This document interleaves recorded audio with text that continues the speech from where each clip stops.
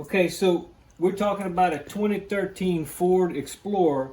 I don't know what other years it would cover, and this is for people who have problems with the shifter not shifting back into park. So a couple of years ago, my wife bought a 2013 Ford Explorer, and right after the warranty ran out, it wouldn't shift into park, and she'd have to jiggle the shifter and wiggle that around and make it work right.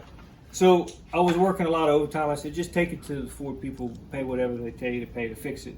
So they said, well, you got to replace the entire shifter. So, okay, it costs, I don't know, it was a couple of $100, something like that. And I said, well, I want the old part. You know, I was mad. So they gave me the old shifter. So I started looking at it, and if you want to zoom in right here, it's really not difficult at all to see how this works. So this is the shifter, and you have this piece. Here's your little safety deal that you got to pull back. And when you do that, you can shift it, okay? And then when I get ready to go back, so this is when you're in drive or whatever. And if you see there's a little switch right here, if you can kind of zoom in on that little micro switch, this is the micro switch that tells the computer that you're going to park. So if I come here and I simulate like I'm going back to park, when I go to park, you can see it. Watch this white piece. Clip.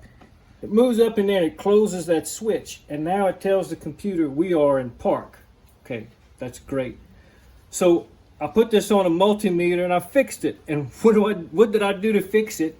Instead of the couple of $100, all I did was I take that little tab and I bent it a little bit so that when the white piece comes back, it pushes the switch completely up in there. And what happens is after a while, that switch is, you know, it's bending and bending and bending and bending. After a while, it kind of just gets bent to the point that it's not pushing the switch. So all I did, I just took a screwdriver and just kind of bent it back. So I kept this part after I fixed it, and sure enough, about 3 years later, the shifter won't go back into park. It's the same failure mode. So I'll show you what I did in the car, because now I have 2 of these shifters, and I'll show you the $0 fix to fix this shifter. So let's go to the car. You can go. So to take this console apart, there's only one bolt. There's one bolt right here that you have to take apart, and everything else is clips, and you have to push on these little green clips. And to take all this apart, it's really not difficult, and it's kind of hard to see maybe, but here's the shifter. Here's the one that I paid big money to replace, and that started giving me problems again. There's the switch. All I did was I moved it to neutral. I stuck a screwdriver in there and I bent that little tab down. And so now when I put it back into park, this white bar pushes up on that switch better and makes this switch engage.